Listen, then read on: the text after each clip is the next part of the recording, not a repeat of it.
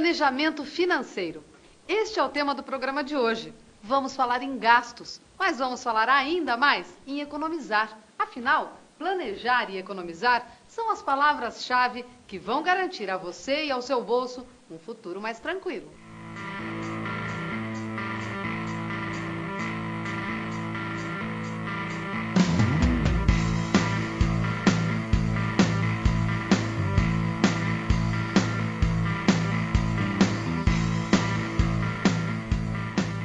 Pode parecer óbvio, mas não custa nada a gente lembrar. Planejar é fazer planos. E quando fazemos planos, estamos sempre pensando no futuro. Então, fazer um planejamento financeiro nada mais é do que decidir com antecedência o que faremos com o nosso dinheiro. No mundo de hoje, quem quer ter o mínimo de controle sobre sua vida financeira precisa, antes de mais nada, ter a consciência clara sobre o que ganha e aquilo com o que gasta. Isso vale para as pessoas, mas também para as empresas e para o governo. Quem gasta mais do que recebe está assinando uma sentença certa de dificuldades financeiras no futuro. No jargão da economia, esses gastadores são chamados de agentes deficitários, porque são exatamente aqueles cuja renda não é suficiente para cobrir suas despesas. Por outro lado, os agentes superavitários são aqueles que têm receitas superiores a seus gastos e que, portanto, podem e devem poupar.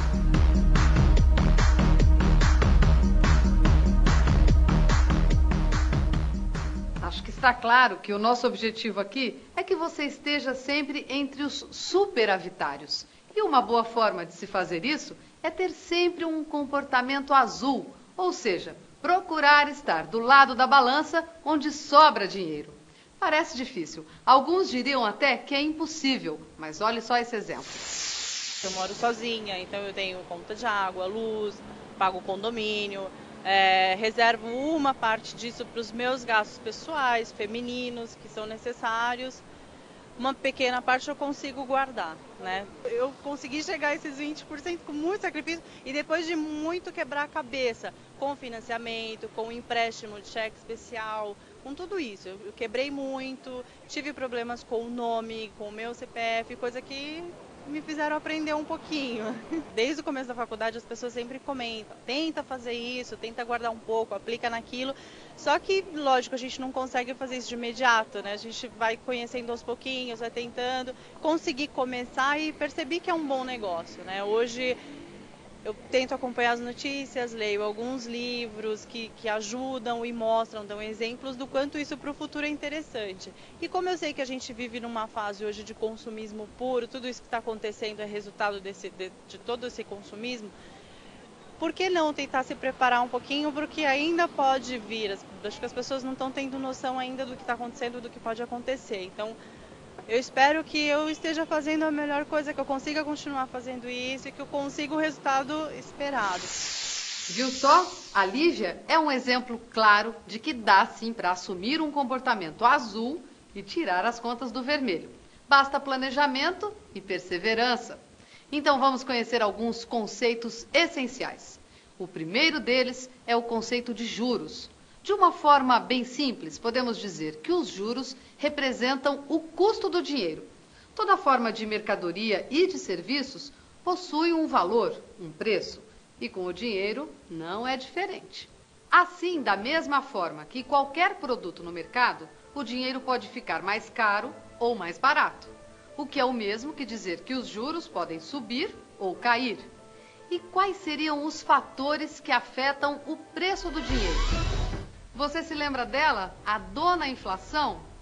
Ela ainda não foi embora não. Só está um pouquinho mais, digamos, controlada. E é bom que permaneça assim, porque a inflação é um dos fatores que mexe muito com a taxa de juros.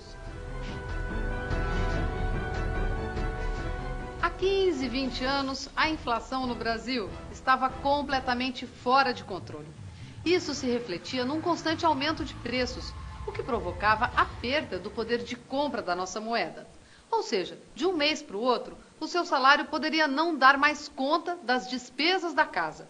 Para você ter uma ideia de como era difícil viver com uma inflação dessas, se em janeiro de 1992 uma latinha de refrigerante custasse em moedas de hoje R$ 2 e em dezembro do mesmo ano você gastaria mais de R$ 23 para tomar o mesmo refrigerante.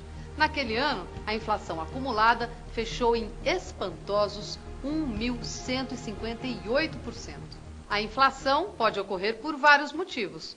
Um deles é quando se emite moeda de forma descontrolada. Isso acontece quando governantes, para cobrir os gastos da administração, acabam injetando um grande volume de dinheiro no país, o que alimenta o dragão e, consequentemente, a alta dos preços.